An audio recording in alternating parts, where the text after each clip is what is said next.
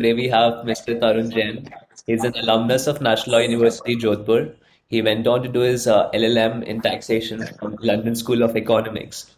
He's a partner at BMR Legal Associates, heading the tax controversy and disputes practice of the firm. Sir, thank you so much for being here. So we can start the lecture now. Thanks.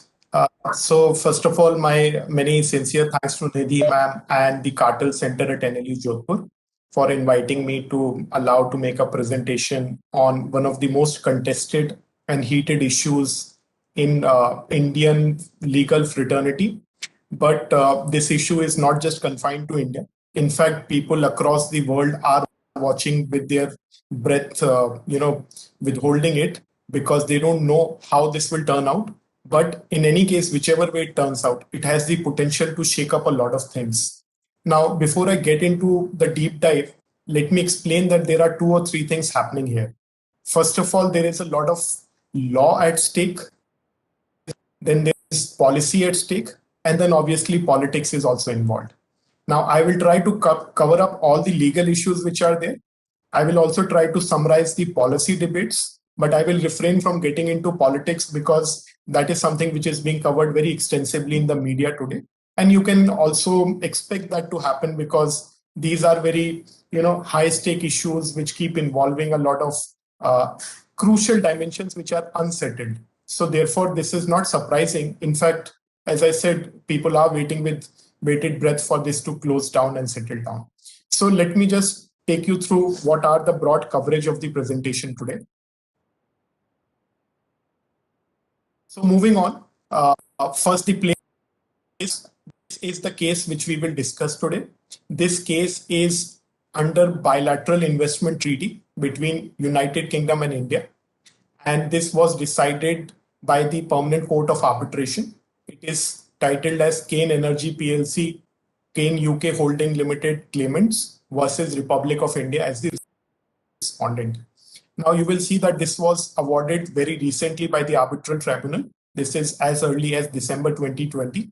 But the seeds for this dispute go long back, almost a decade back, and we will try to cover all those. Then more important than the past is the present and the future. So first we will try to understand why these issues cropped up. Then we will see what is the current status and what are the future issues. So these are the factual dimensions of the case. Now, before we get into the case, there is some bit of preface which is required.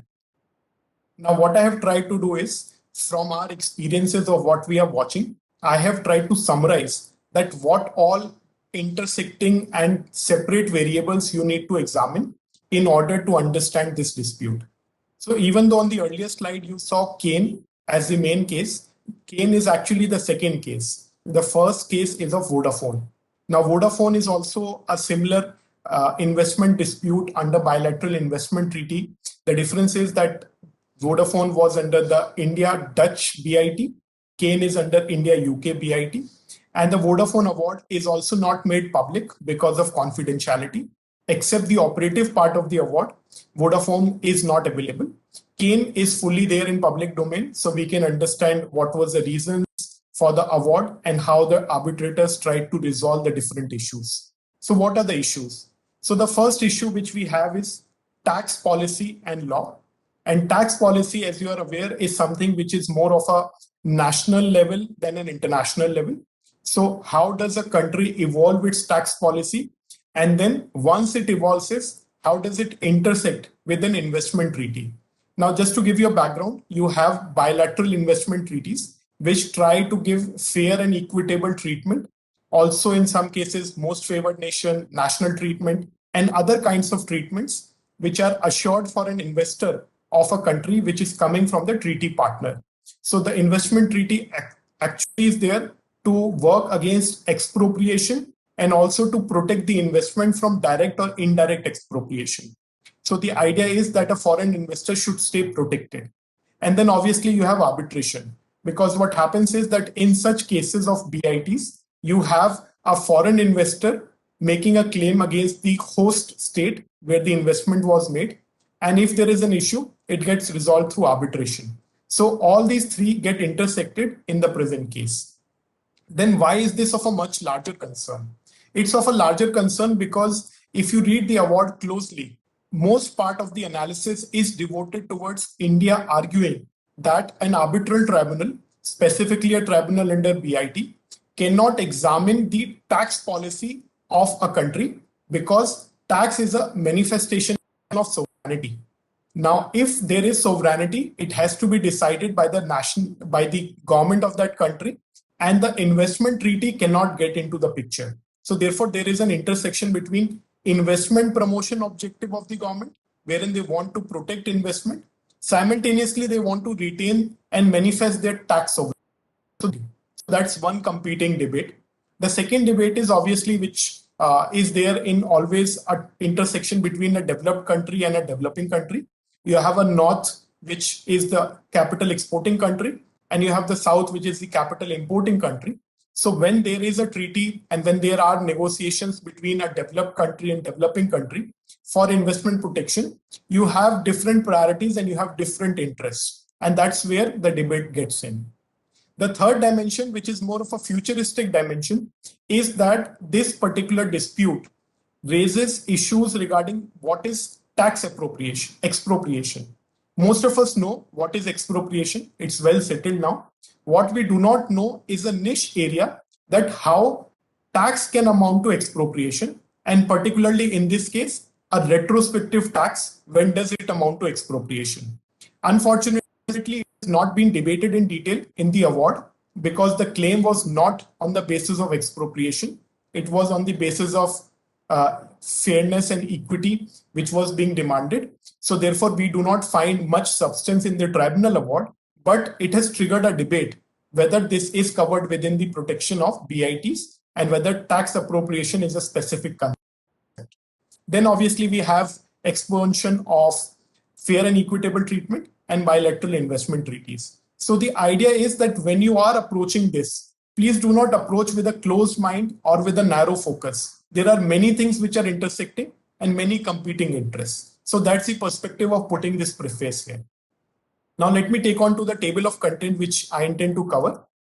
Now these are the four parts in which we have divided the presentation.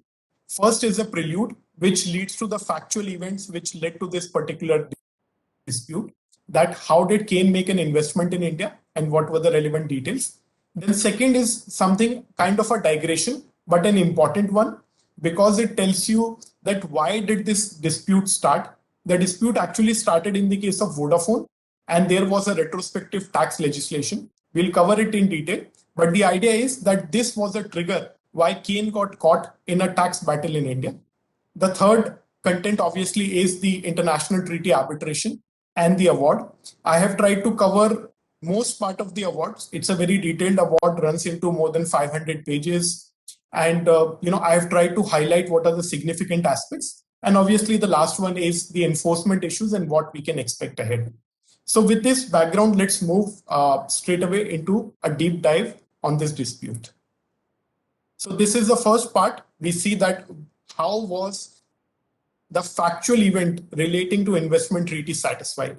Now, this might be important from you from another perspective. When you are looking into moot courts or when you are trying to understand bilateral investment treaties, the first and the most difficult question is, what is the investment? When was the investment made? How is it covered under the treaty? These are very significant aspects because you can be shunted out of the arbitration only on this point that there is not an eligible investment covered under the treaty. So it's very important dimension. Let's see how did it apply in case of Kane. So the Kane story starts very early. In fact, what you do not see is the background, which is the change in India's petrochemical policy regarding exploration of oil and mineral, which underwent change after the liberalization in 1990s. If I'm right, somewhere in 1994, there was a change. In 1996, Kane came in India for the first time, and they started to have investments in the form of an entity called Command Petroleum. Then there was some restructuring in 1996. Then a new parent got evolved because Kane's interests in India were increasing. So they brought in a new parent holding company, which was a Dutch company, Kane Energy Netherlands Holding BV, in 2001.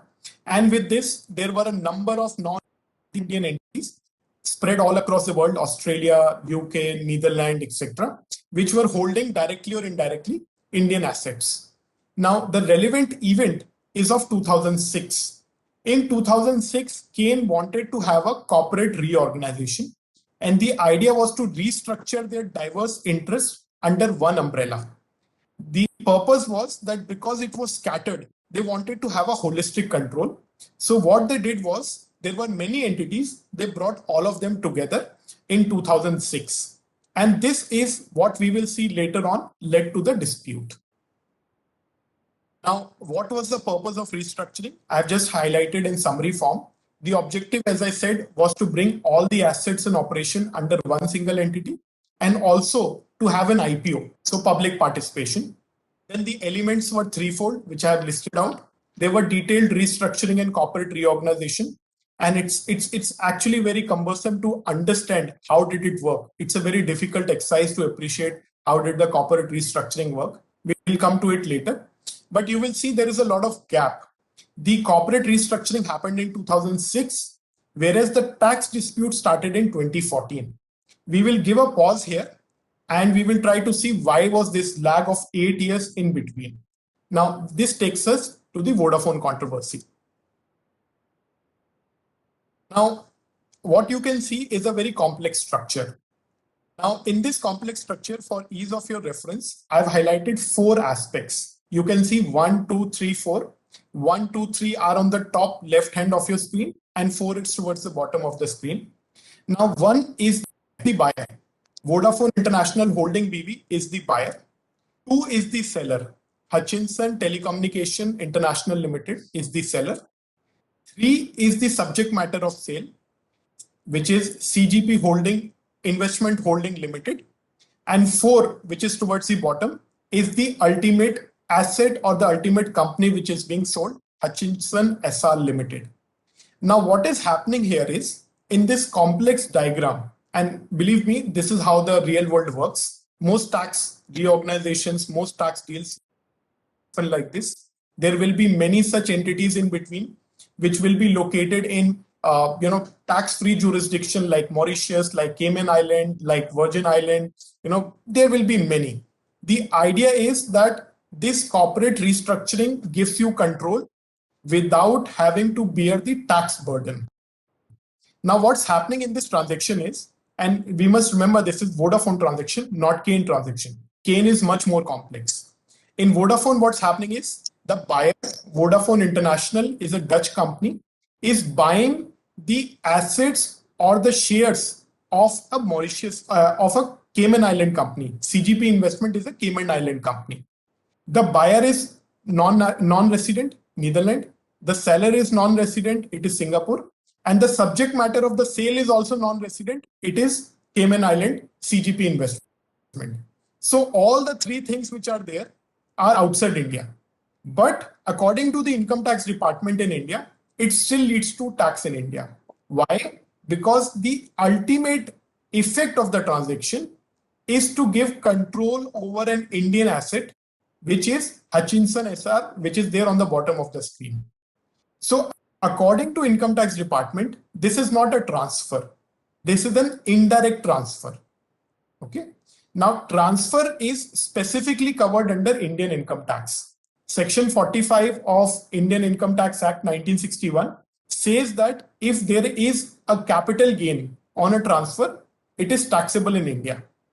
According to income tax department, it covers indirect transfer also, like something like this structure, where an Indian asset is not being transferred, but Indian asset is being indirectly transferred through this mechanism by sale or transfer of holding company shares. Now, this is the bone of contention, and we will see what all happened here. But the purpose of pointing out through this diagram is that in the real world, this is how many reorganizations look like. And this is where the debate is currently, whether indirect transfer are the right thing to do or not. Now, world has moved on many places, whether indirect transfer is possible or not.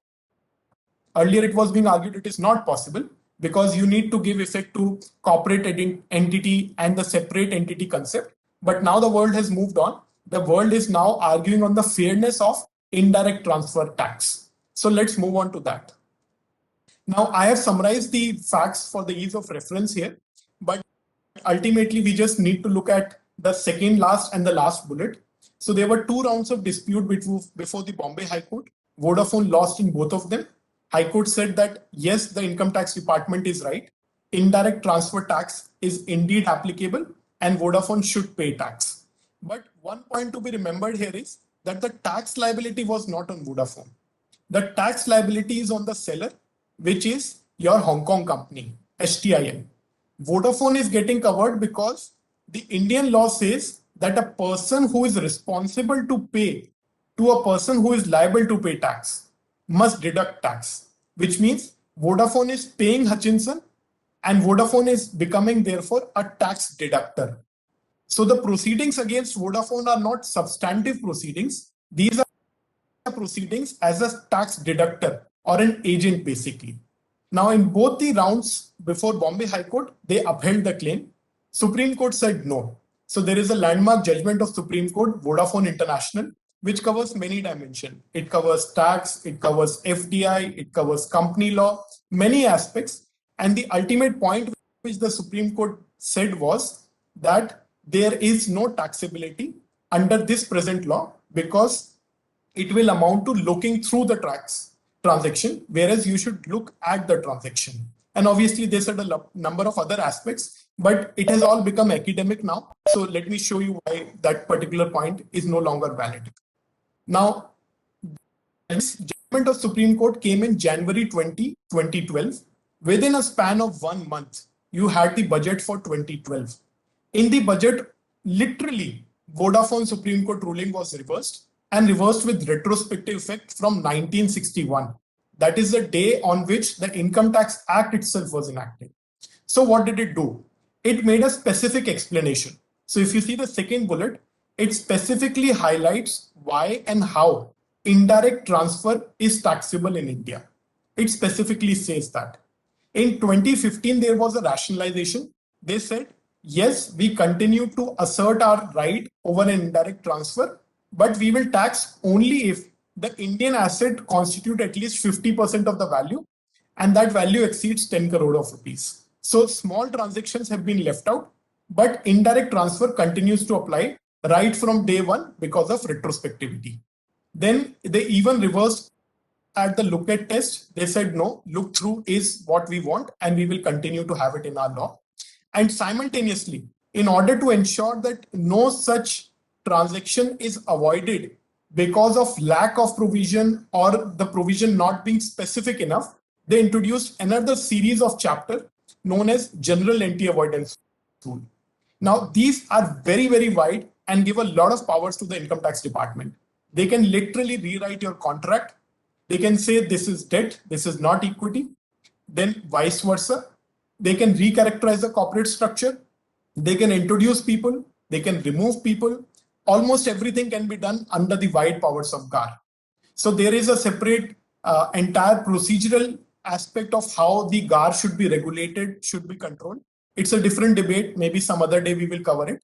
But the idea is that general anti-avoidance rules are brought in to avoid any such situation where the taxability is undone because of lack of a specific provision. Now, our specific focus is indirect transfer, which we see in 2012, they brought in with retrospective effect. Now, what did this 2012 amendment mean for Kane? In 2014, there were certain events. The events were that India wanted to reduce the impact of the 2012 amendment.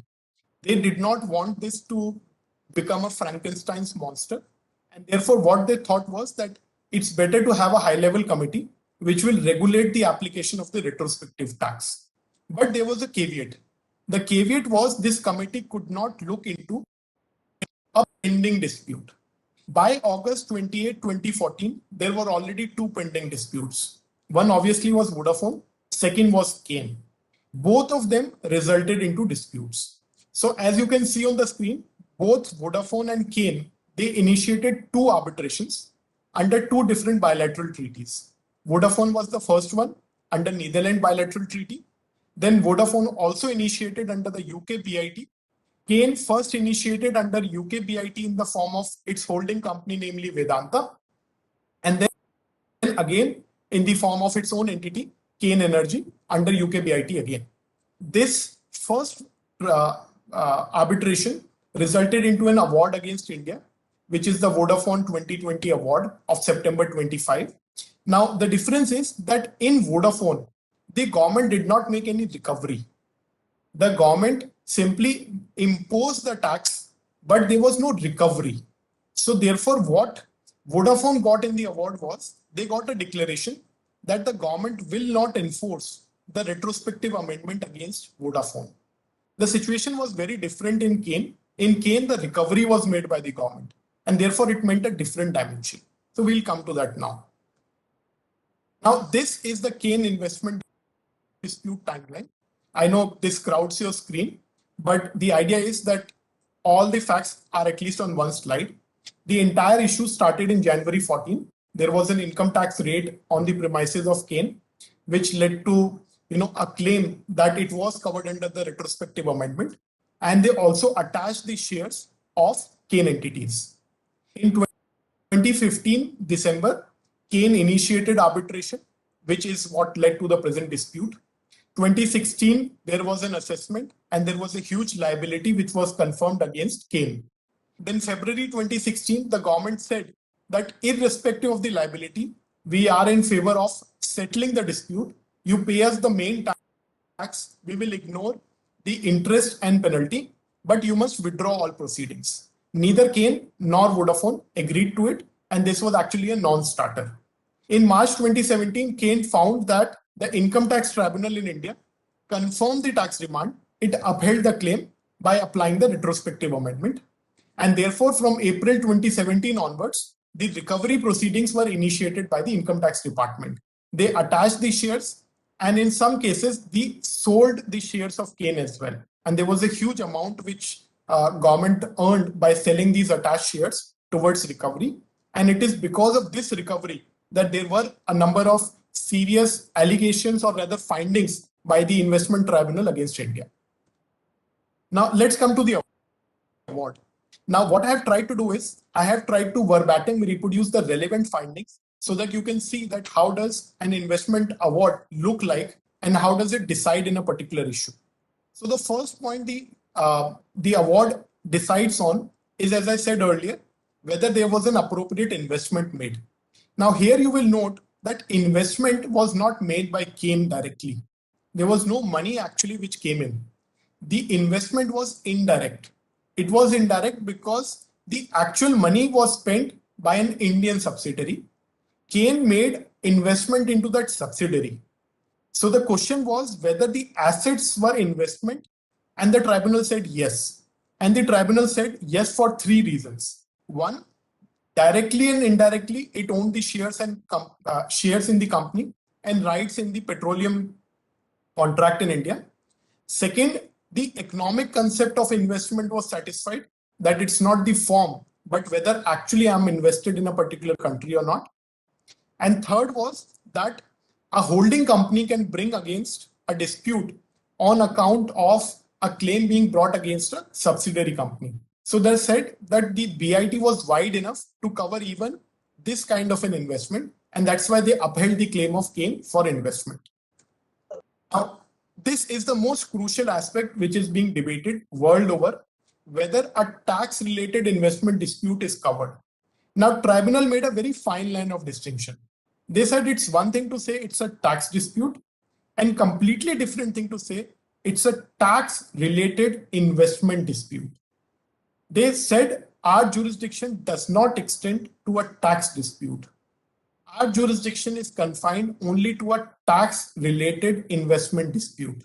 So the point is that we cannot look into the tax policy.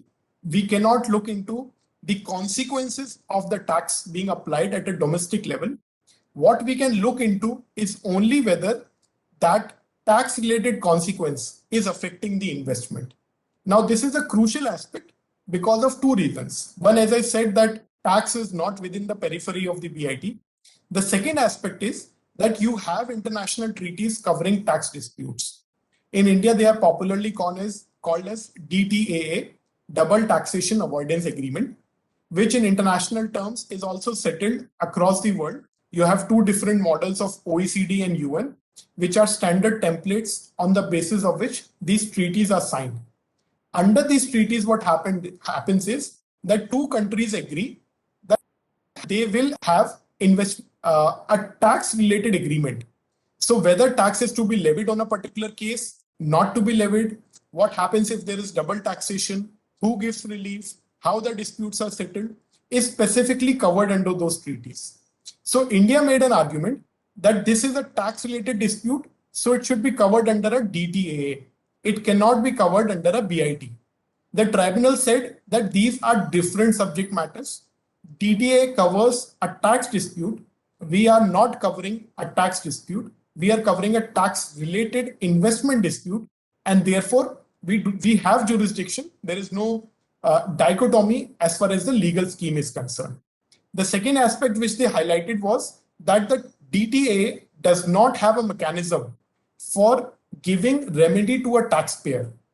Under that mechanism, the two countries negotiate and they give a decision. It is the concerned investor which brings a claim and they fight against the concerned government. So it's a different jurisdiction and a different remedy altogether. Now, again, there was a detailed finding that yes, because there is a violation of the investment, therefore the tribunal can have jurisdiction, and that's how they concluded that particular aspect.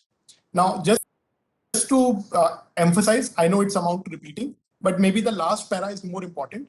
They highlighted that we are only examining whether the tax measures are breaching the investment treaty. That is the sum and substance of the differentiation. Now, that was the second aspect. The third aspect was whether there is a violation of the fair and equitable standard in the present case.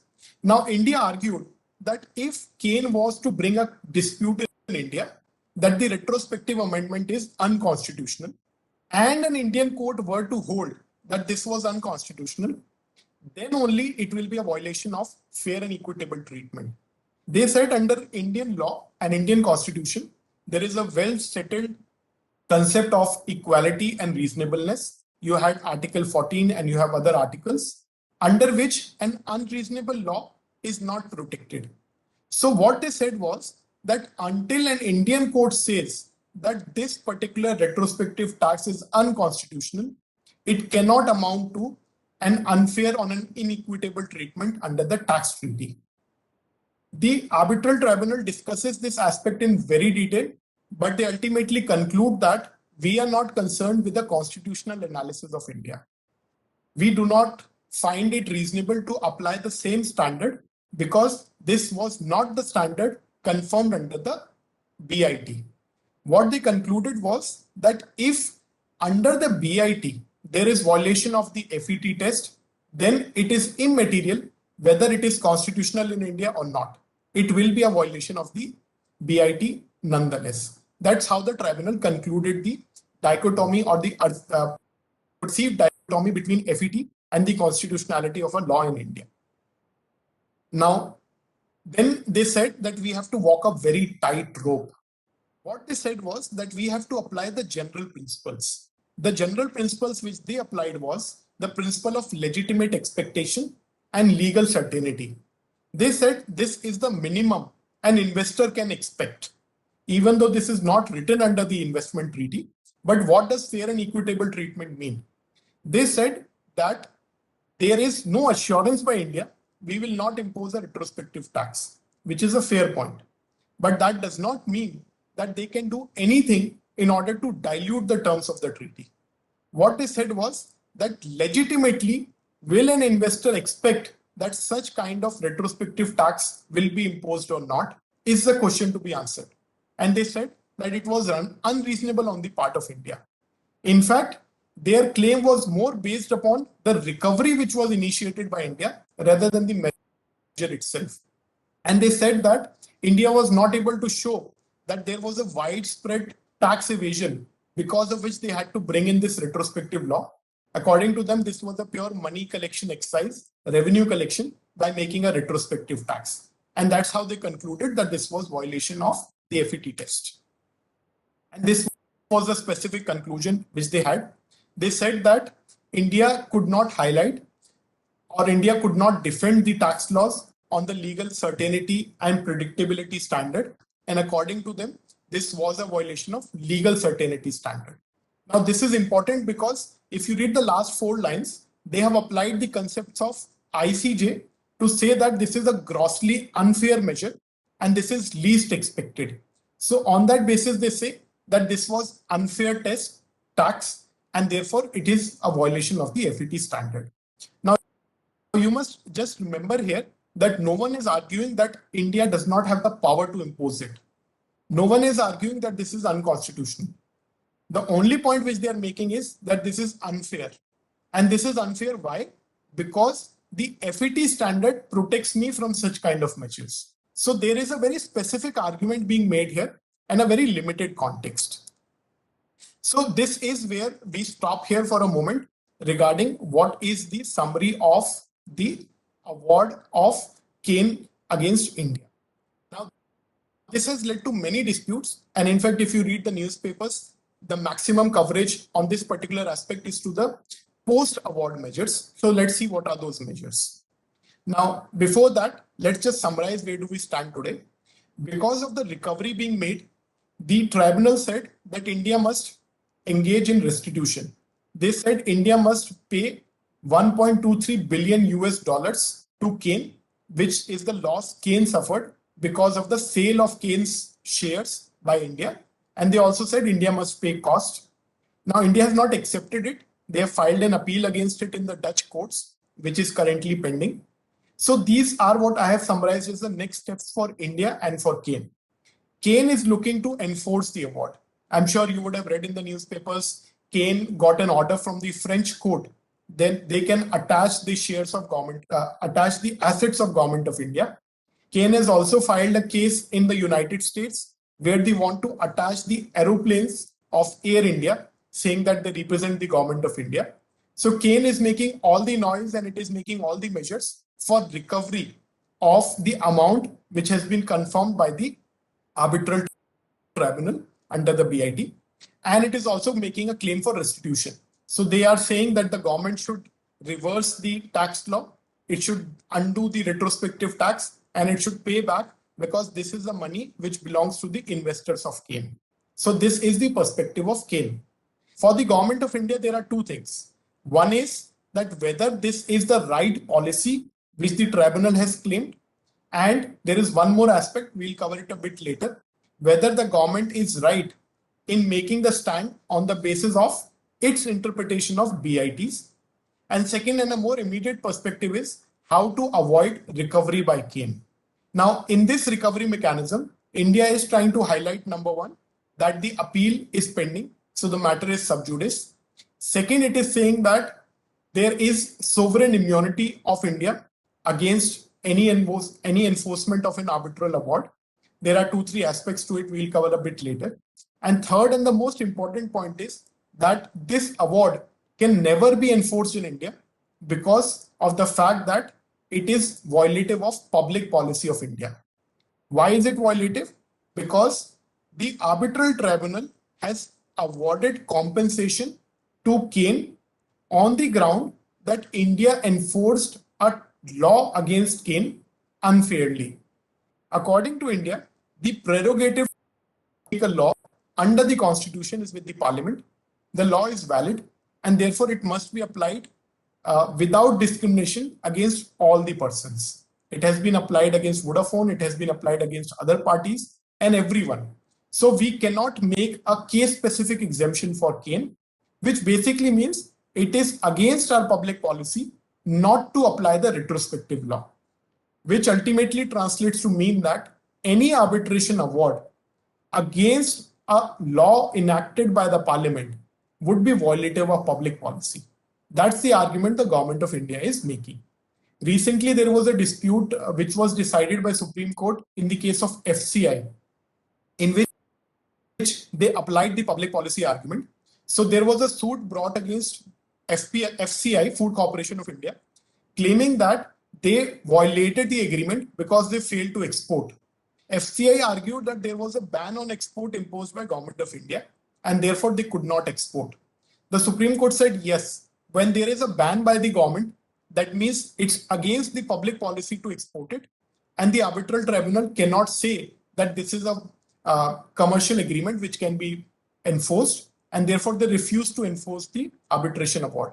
Now, applying the same standard, it can be argued that it may be difficult for Kane to get the award implemented in India. So this is where we stand. This is some bit of the present and some bit of the future. But let's move ahead. Now, what happened parallelly while the dispute and the investment was still being questioned? In 2015, India undertook a lot of measures. Number one, it changed its BIT model. It has omitted the FET standard altogether. There is no fair and equitable standard under the current and revised bilateral investment treaty model of India. Then second, it specifically excludes any tax measure. So today, if there is an investment made under the new model, there is no coverage and no guarantee against tax. Then there is also a justification that what is a tax measure will be determined by the government and it is non-justiciable, which means the arbitral tribunal cannot look into it. And then India obviously has learned a lot from all these experiences. So it has brought in specific aspects. The first aspect is that the tribunal must examine this as a preliminary issue of jurisdiction. They cannot go on it along with the merits. Then this will not be a confidential proceeding. This is obviously trying to undo the Vodafone award, which was confidential. Then they have also introduced a new concept. So if you see the fourth last bullet, they have said that even if an dispute is in process, the two countries can get together and jointly interpret the BIT, in which case the arbitral tribunal cannot examine it. So they have tried to bring in measures by which the arbitration may not go against the sovereign interest of a country. Then simultaneously in 2016, they repudiated all the existing BITs. There were more than 60 BITs. So today, if you look at it, India does not effectively have any BIT with any member which was there on the Vodafone and Kane model. Today, there are only 4 BITs. India has a BIT with Brazil, which is the most prominent country. There are 3 more countries, mostly in Africa, which have a BIT with India on the lines of what you are seeing on the above part of the screen. This is a revised model. There is no treaty with UK. There is no treaty with Netherlands. None of the treaties on the basis of which claims were made. So this is where India stands. But there might be some change here. And the change, I'm again speculating. But the reason for speculation is that India has agreed to negotiate a BIT with European Union earlier this year. So there are 2 agreements being negotiated. One is a free trade agreement and second is a bilateral investment treaty. We are not sure whether the BIT would be on the lines of the revised BIT model or there might be some dilutions here. But let's see that how does Government of India accept any proposal on the part of EU to change this limited coverage of BIT. Now, this is where India stands today. So what are the disputes now? Now, these are some disputes which I have tried to highlight, which probably you might answer when you have graduated and you are working in this particular industry, because they are not going to get settled in a day or two. This will take years together. So the first and most important aspect is tax sovereignty. As I highlighted, the tribunal said we are not looking into tax, we are looking into tax-related investment. So the question is whether this indirect way of looking at tax is the right way. Is it a part of propriety on the part of the tribunal to refuse to examine it, or they are correct to say that from an investment perspective, it does apply? Now, what does it translate into?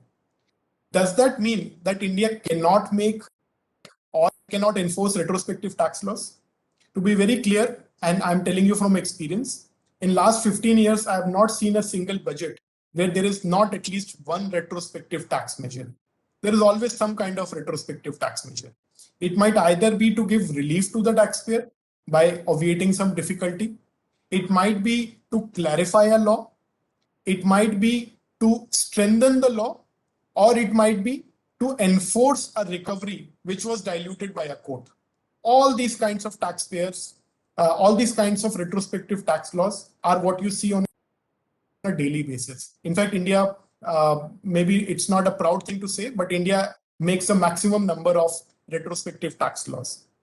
In fact, there was a debate in the parliament, and this is after the Vodafone and Kane controversy. Late Mr. Arun Jaitley, who was the then finance minister, he made a statement on the floor of the parliament that as a matter of policy, India will not make a retrospective tax law for effectuating a recovery.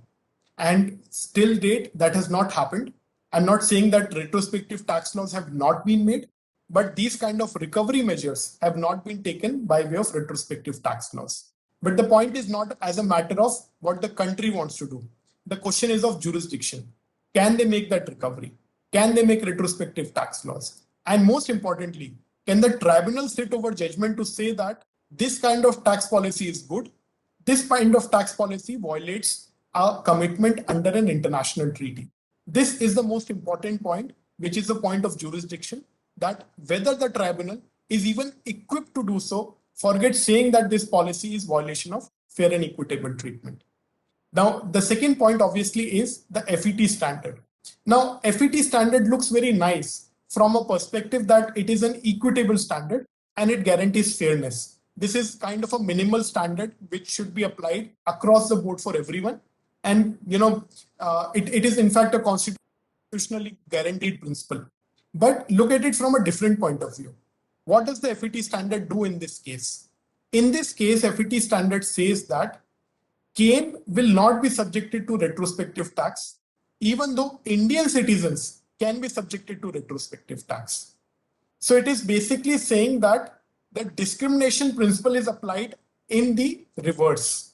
There is no discrimination against foreigners, but there is discrimination against citizens. This is the point which is sought to be highlighted by some commentators. And the point of highlighting these points is most of them are not my own. I'm just trying to summarize it for everyone's benefit. The idea is whether this is a reverse discrimination against Indian standards. The second and a crucial aspect is if India has a constitution, India has its own test of what is equity and what is fair and what is reasonable. Can a foreign tribunal say that no, your test of equity and reasonableness is not correct? This is the correct standard of equity and reasonableness. This is an important point because it goes into the constitutional aspect. And more importantly, it goes into the aspect whether the government agreed for this kind of guarantee under a BIT. So these are some larger and public policy issues. And then finally, and this is more on a practical side, I understand that FET standard says you cannot be made to suffer on a respective tax law. But does it mean that you should not even follow the mechanics of a tax law? So just to go back, if you recall Vodafone and Kane, they arose because of tax deduction obligation. So the idea is that does it mean that you do not even have to follow the mechanical provisions of the domestic law? So this is another aspect, whether it's a substantive guarantee or it protects you even from procedural compliances. And finally, as I said, tax expropriation. I'm sorry, there is some spelling mistake here. It's expropriation. Now, expropriation 2012 retrospective tax law on indirect transfer.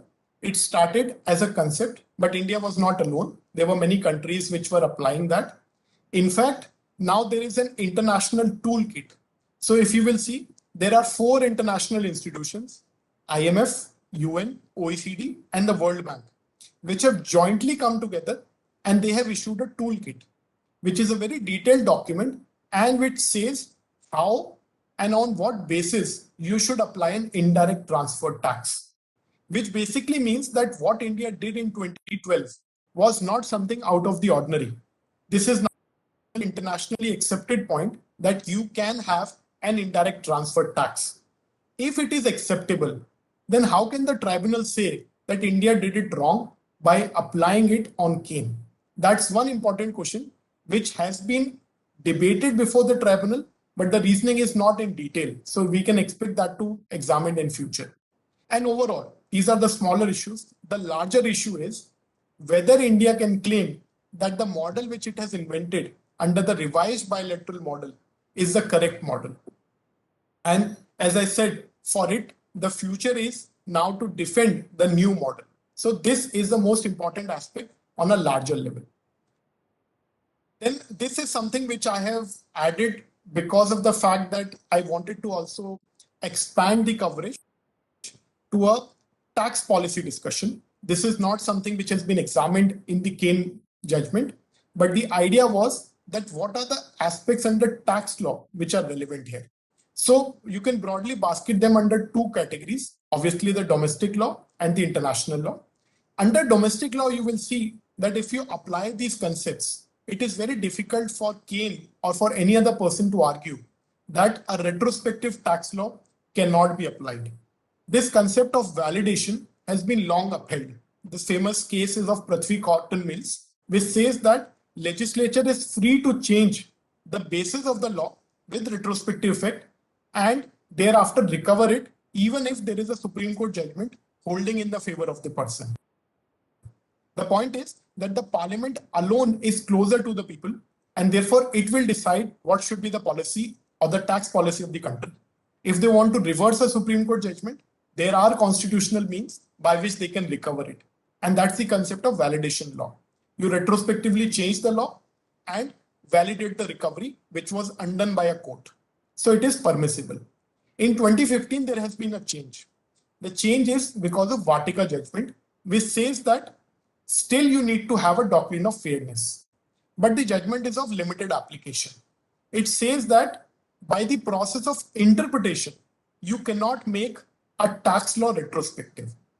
You can enact a retrospective tax law, but you cannot interpret a tax law to be retrospective.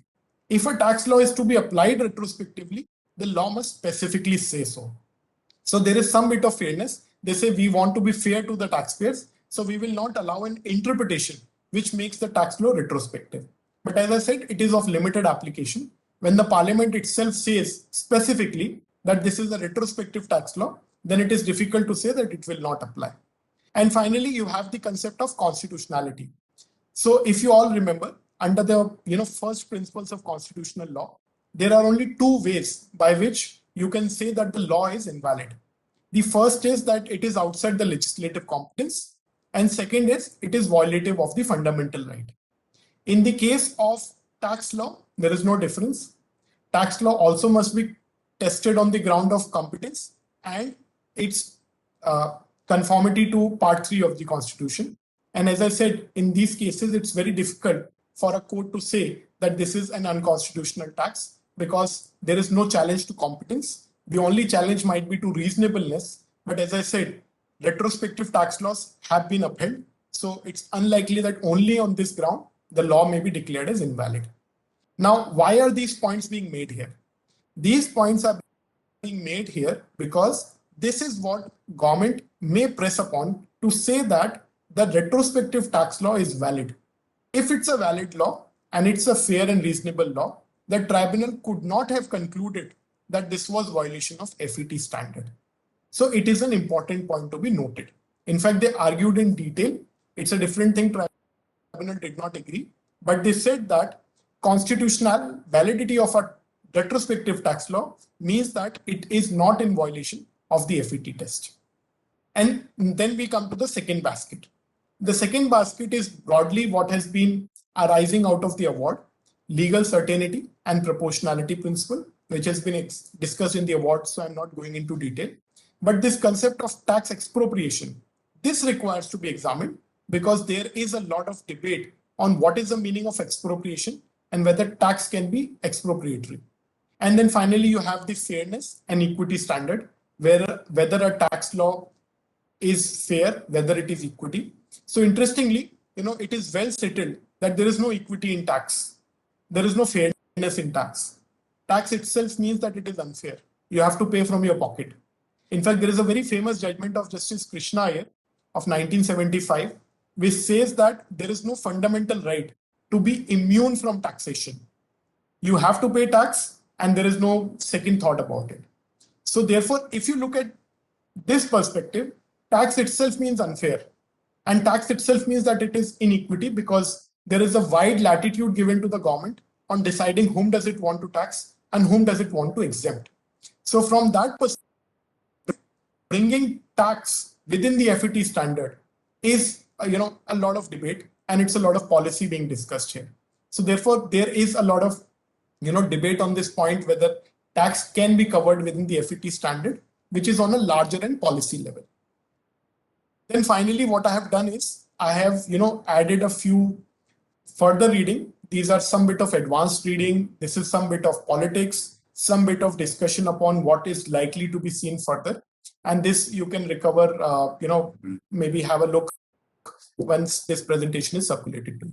Now, I've spoken a lot. Let me give it a pause. Let me see if there are any questions from anyone here.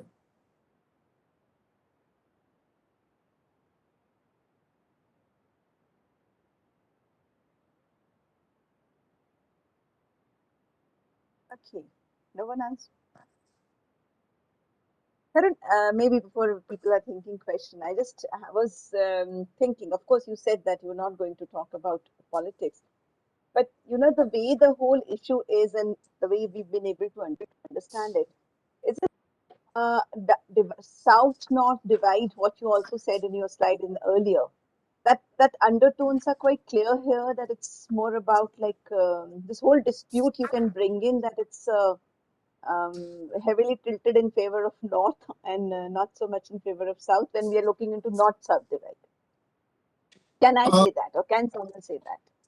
Let me answer that with some bit of facts, ma'am. Let me just show you one aspect. If you look at the timeline here, and if you look at the second bullet of February 2016, you will appreciate the nationality of the arbitrators. One bit of debate which is happening is that none of the nationals come from a developing country. And so therefore, they are not in a position to appreciate the requirements or difficulties of a developing country. That's the first point which is being made. The second which is being made, and again, as I said, I'm not endorsing either of the allegations. This is pure politics and maybe some bit of policy here as well in the making. The second bit of the debate here is that none of these persons are qualified tax experts. They are mostly coming from an investment and arbitration background. Now, why is this relevant? This is relevant because tax is a unique dimension, number one.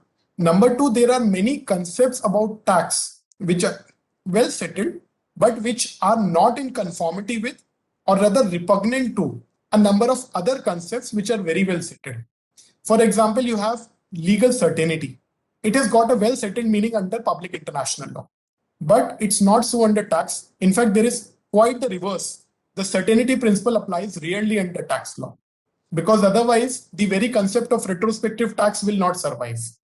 Then you have another concept, I'm just giving another example, of there being inequity and unfairness in tax law, which is inherent. Now, the point which I'm trying to make is that one, you are right in pointing out the North-South debate. The second point which is being made here is that these kind of specialized disputes should be decided by specialized persons, because it's not just North-South. It is also the fact that the evolving policies of the developing countries cannot be examined from a developed country lens. So this is another debate which is being added here. Yeah, right. Just to add to what I said, and then I'll leave for people to ask questions.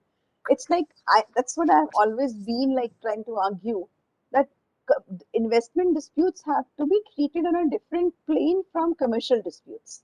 You can't be treating like investment disputes or adjudication of investment disputes can't be done in the same fashion as commercial disputes, because the purpose of investment is development of a particular part of the world. And if that is done on the same plane as commercial dispute, then I think it defeats the whole purpose of investment and BIT itself. Actually, you have made a very sensitive point. And why is it sensitive? Because you are looking at it from the perspective of the country which has signed the treaty. Now, you are saying that the country signs the treaty in order to get investment, and the investment is required to meet the developmental aspirations of the country. This is your perspective which you are trying to put from the governmental side. But if you look at the most tribunal awards, they look at it from the investor perspective. They say the government is sovereign. It can choose to what it wants. It chose to give a particular guarantee to a country or to an individual in the form of BIT. The investor does not have the choice. The investor is obliged and governed by the domestic laws of that country. In that case, according to the investor, what guarantee you gave, you should stand by it. And therefore, they say that if you gave a guarantee under the treaty, you should abide by it. And if it violates the FET standard, it will be amounting to violation of the treaty. So I appreciate what you are saying. I'm just trying to give you the other side of the picture. And in this debate, to be very frank, no one is right, no one is wrong, because each one has the perspective. The question is only whether this kind of a perspective was in the mind of the negotiators when the treaty was signed, and whether it was specifically set out in the treaty. Because if you apply the interpretation standard, the treaty must be given a contextual meaning and it must be given a good faith meaning. So to make this point today, when the treaty is silent, it can be argued as an afterthought. You might be right that yes, it is indeed the policy why government agreed to sign the BIT in the first place, but this is the perspective on which the tribunal decides that Vienna Convention, the moment you apply it, you have to remove all these considerations and you simply have to look at the treaty. Okay, I think, yeah, I have a lot of questions in this line, but yeah, I will just let others ask it rather than, yeah. But you say I just close by saying that it's not as black and white as it is made out to be in the newspaper reportings. Yes, and that's why I said in the beginning, the what you are hearing the most is pure politics. People are governed by specific considerations. Right. Yeah. Thank you. Yeah, Aditya, I think you can take it forward and others can ask. So I have a question which has come from Nidhi Lakhotia. The question says that considering that the dispute was decided during pandemic times when countries are suffering from slow-moving economy, does the compensation awarded take the existing financial condition of the country into account? So I think the answer is plain and simple. The fact that you are seeing this award and the fact that it says you need to give this money back along with cost simply shows that the tribunal applied the pure legal standard. It did not apply any other standard, including the economic debate standard. So the answer is no, the tribunal did not apply that particular standard, and the tribunal simply went by the pure play legal consideration of the treaty.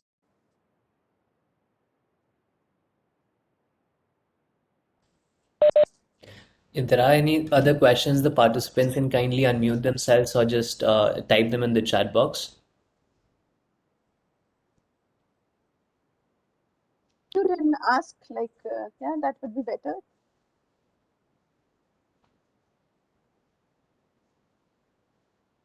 Because we're not too many, so it won't be a problem. I had a small doubt. Yes, Kunal, please carry on. So, sir, I have very limited understanding, but I had a doubt if by chance Kane asked UK to take this dispute in WTO, represent this dispute as a government WTO, and then India says no, it's under PIT, and there's no such clause. Okay, you cannot go into WTO. So then, which jurisdiction will be there in that sense? So let me give you three answers.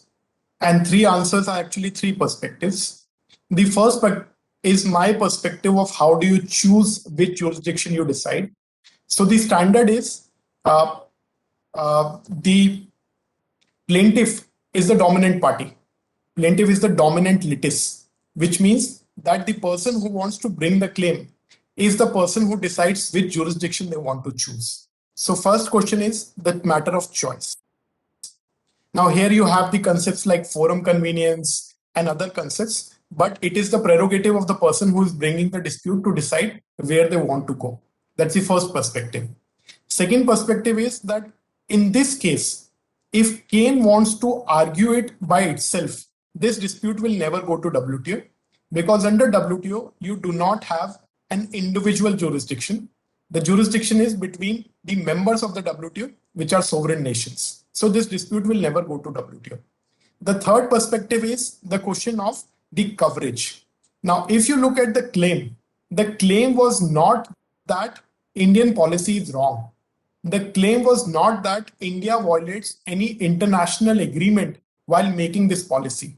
That was not the claim. The claim was enforcement of this tax against cane is violation of fair and equitable standard. So this is a fact specific question, number one. Number two, this is a question which arises under BIT. It does not arise against an international agreement under which WTO is covered. Now, if you look at the DSU, only if a member country violates a WTO agreement, you can go to WTO. There is no WTO agreement violated here, and so WTO jurisdiction does not arise. So I thought, let me give you different perspectives here. Now, I'm seeing another hand being raised by Fatima. Yes, sir. So my question primarily was with regards to the revised BIT agreements. When we talk about a complete exemption of FET clauses from these agreements, how is that going to affect the extent of future foreign investors within India? Are we going to be seeing a downfall within investors within India, considering how primary FET clauses have become to BITs? First of all, Fatima, congratulations. You have hit the hammer on the nail. Because this is one of the most highlighted aspects trying to criticize why India is on the wrong side. But let me not give you an answer, rather give you facts. So if you recall, this standard or the revised FID model was introduced in 2015. We are in 2021.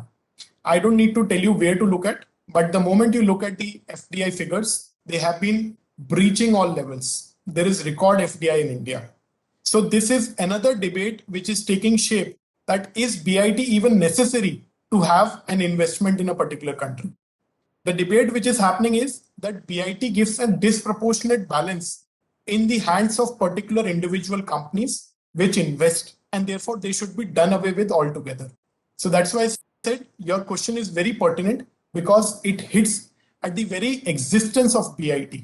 The second aspect which is important is that BIT or no BIT, what is relevant is the extent to which a government is free to decide. Now, you will appreciate that when a person is making an investment, they are making an investment from a pure financial perspective. They want returns from that investment. But, and just to add on to what Nidhi ma'am said, the government does not have that single perspective. It has multiple perspectives. It has to look at the welfare of the nation. It has to look at regional disparities. It has to look at the overall growth of the nation, international relation. There are many, many things which are happening. So what is happening is that there is some bit of dynamism as far as the government is concerned. They keep moving, their priorities keep moving, but the individual investor is static. They are just looking for return. So therefore, there is a larger debate on the very existence and rationale for BIT. The BIT is actually started in post-World War II. The first BIT was between Germany and Pakistan. If I'm right, it was in 1954. So you will see the world is very different from post-World War II. Very, very different. So today, there may actually not be a need for BIT. But as I said, I'm just trying to give you flavors. I'm not giving you any answer. Thank you so much, sir. That was quite insightful. Sir, you've become a perfect lawyer and a diplomat. Ma'am, my idea is that I'm just trying to keep the minds of everyone open and not just to foreclose them. Each one should think what should be the future. That's the right way also. Sir, I had a question. Yes, Aditya. So it's a two-pronged question. So as you already said that the Indian government has repudiated about 60 BITs. But I am of an understanding that many of the companies might have already invested under those BIT warranties. And even though the government is saying it's their public policy to not retrospectively tax them again, but they might do so in the future because the democratically elected governments may change and their policies also change. So by are the companies who have invested on the behest of the warranty that was given in those BITs having any protection that they may take under any arbitration center, or are there protection lists right now? Because winding up investment is very difficult, and I would more agree to the point that investors always invest with the point of getting investment back and not developing our country as such. And the second question was related to uh, the French court's decision to that they have already allowed the country to seize the assets that are present in France of the Indian government. So, will the Indian government be appealing in the French courts only regarding this matter, or will they just continue the arbitration in Singapore? That is like their original plan. Fair enough. So, two-pronged question. Let me answer it in two ways. The first question is, how does the repudiation of BITs impact the existing investments? So the argument which the investor can make is that the repudiation is not retrospective. The repudiation is from a particular date, which means it protects everything which was done prior to the repudiation. So if the repudiation was made in 2015, investment is prior to that day, it is still protected by the investment treaty. That can be the argument made by the investor. Till date, at least as far as I am concerned, I have not come across any such claim being made that BIT having been repudiated, still I am entitled, because apparently, according to me, there are no claims for expropriation. But it will be an interesting argument to see in future. According to me, this is also governed by the vested right theory. Vested right says that if I act on a particular law on a particular date, and some right accrues to me because of that, that right cannot be taken away, at least by implication. It must be specifically taken away. So because the repudiation does not say that all the past claims to the investment treaty are also repudiated, my vested right does not go away. At least that is an argument which I'm expecting from the investors in future. To your second question regarding the French court, you must have like kind of a China wall in between. One was that there was an investment dispute which was decided by the BIT tribunal. What you will see now will be the recovery dispute. The recovery will be because of the enforcement of the award. Enforcement is not the same as the proceeding relating to the substantive right itself. It's a standalone proceeding. Now, in the French court, the government of India, in fact, has been taking sovereign immunity argument. They are saying that we are immune. So, the conventions on diplomatic rights being protected, etc., they save us from any kind of recovery in this particular aspect. What they are also saying is that this issue is not settled. It's still pending before the Dutch courts. So once there is finality, that's how it will be looked at. But to be frank and give you a very straight line answer, this is a nebulous area because it requires to get into facts, whether the recovery is on the sovereign assets or on the commercial assets. I gave you a peek when I said that the American courts, the dispute before them is whether Air India is protected against this particular aspect. It's a different argument against Air India because the point there is that Air India is a separate legal entity. So therefore, it does not have any obligation to pay for what the government of India is obliged to pay. So these are different aspects and they will be argued differently. So, can I ask another question? Go ahead. Yeah. Sorry, guys, if someone else was going to ask. So my other question was regarding what you've already said regarding the Air India being a separate entity and then distinguishing between the sovereign properties and the properties that are commercial or a nature of commercial nature owned by the government. So generally, all the properties that are owned by the government are being owned by these separate entities only. Like you will find that they are that either it's some bank that is the Indian government owning. So will we be won't the court be using this corporate will theory and just pierce through everything and say that the entity is being fully owned by the government itself? It doesn't really matter whether it's commercial or sovereign and whether it's a legal entity separately. Aditya, I would say that the facts are not as simple as you point out. The reason being that there is a difference between commercial usage and sovereign usage of a property by a sovereign. Now, take for example, you have an embassy. You will have diplomats. You will have vehicles. You will have personal effects. these will not be for commercial purpose. These will be for the purpose of the sovereign maintaining sovereign relations with another country. And that's why you have an embassy and a consulate. So these persons and these personal effects, etc., are specifically covered under sovereign immunity.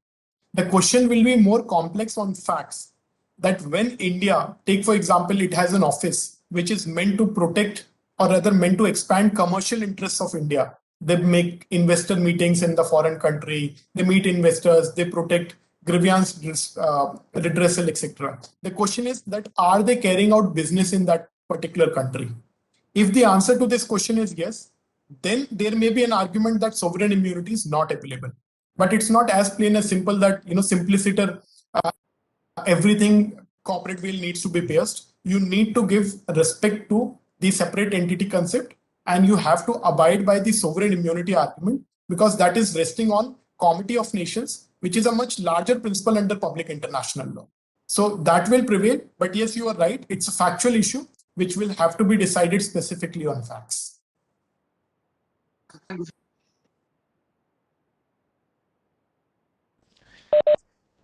Thank you, sir. So, since we are limited on time, I would request everyone that if there are any questions, you can just email them to us and we can forward those questions to Mr. Jain.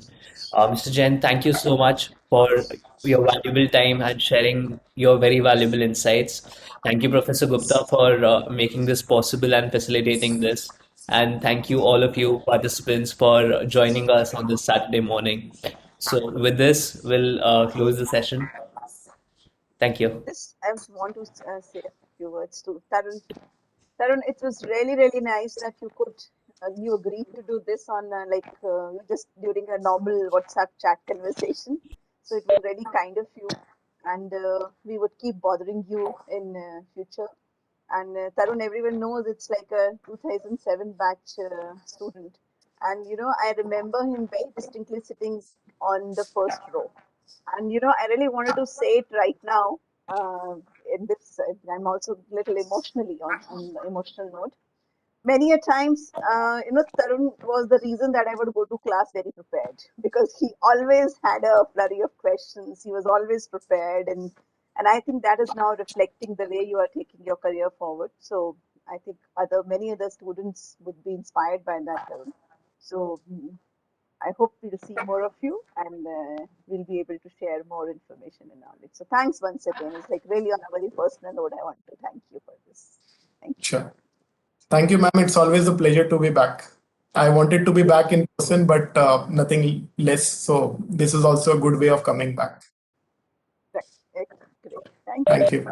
And so soon enough, we look forward to welcoming you in person in Jodhpur when the lockdown finally ends. Yeah, looking forward. Thanks. Thank you. Bye. Bye.